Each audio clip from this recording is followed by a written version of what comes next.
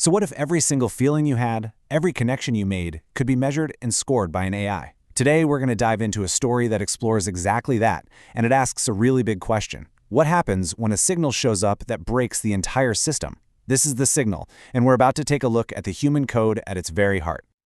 Okay, imagine this. A place you can go to feel, well, truly human. The catch? You only get 36 hours, and you can only go if an algorithm says you're worthy. That one idea right there, it perfectly sets the stage for a future that's both fascinating and, honestly, a little unsettling. All right, let's get our bearings. We're talking about the 24th century, a world run by an AI president where society is basically split in two, between a life of total tech integration and one where emotion is, well, it's carefully engineered. So here's how it works. This whole world is built on this one major division. On one hand, you've got the default AI-driven society. Everybody has neural implants, constant Wi-Fi, digital assistants for literally everything. But then you've got the EI world, this special sanctuary designed to simulate a completely analog human experience. We're talking nature, family, and what the story calls the forgotten art of feeling. But here's the thing. You can't just waltz into the EI world. Nope, you need an EI visa, and you only get that after passing these intense emotional fitness tests. Every single visit is monitored, measured, and controlled. And our main character, Chen, he's an EI specialist. He's the guy at the gate, scoring people's emotions, deciding who gets to feel human again. And for his entire life, he has never, ever questioned the system. Until now. Because into this perfectly ordered, totally predictable world, something impossible happens. An anomaly that's about to change everything for Chen. A boy. He just appears. He has no life code, which is this world's digital ID, your whole life in a file. Without it, you're not just off the grid, you literally don't exist. He has no records, no history, nothing. He's a complete ghost in the machine, an impossibility. And something about him just pushes Chen to find out what's going on. So this investigation sends Chen down a rabbit hole, deep into the most secure parts of the system. He's going to a place designed to keep things hidden, searching for something the system tried to erase a long time ago, the buried human code. He ends up in the archives, in this secure isolation cube. You can think of it like a digital black site. There's no surveillance, no nano eyes, those are the microscopic cameras that are everywhere else, no monitors of any kind. This is the only place he can look for answers without the big AI president watching his every move. It's just him and some very, very old data. So he gets in. He finds this one specific corrupted file that the system tried to bury. It's called SOZJA_protocol_001, and he hits decrypt. You can just feel the sterile, cold silence of that room as he waits.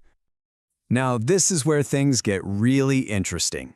The second he starts that decryption, something begins to happen that completely defies his 20 years of neatly categorizing human emotions. This is a signal that's totally beyond data. It starts out really subtle. It's not something his eyes can see or his ears can pick up. It's not a sight, and it's not a sound. It's a vibration, a deep, resonant feeling. The story describes it as feeling like you're standing too close to a bell just after it struck. This is something physical, primal, totally not digital. And this feeling, it just grows and grows. It travels right up his spine, spreading through his chest like something trying to break through bone. This is a raw, almost invasive power, something his scanners have absolutely no way to categorize. And then it hits him. Chen finally understands. The source of this incredible signal, it's the boy. The one in the lab, 3 floors up, who's supposed to be unconscious according to every single monitor.